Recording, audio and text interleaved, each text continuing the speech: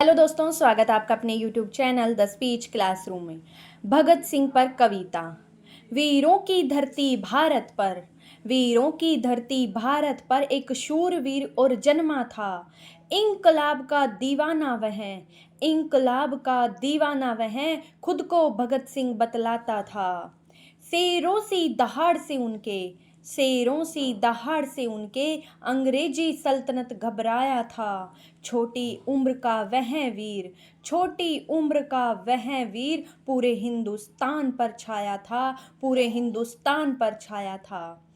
हंसते हंसते देश की खातिर, हंसते हंसते देश की खातिर उसने मौत को गले लगाया था। इंकलाब का बिगुल बजा, इंकलाब का बिगुल बजा, उसने अपना फर्ज निभाया था, उसने अपना फर्ज निभाया था। धन्यवाद। जय हिंद, जय भारत।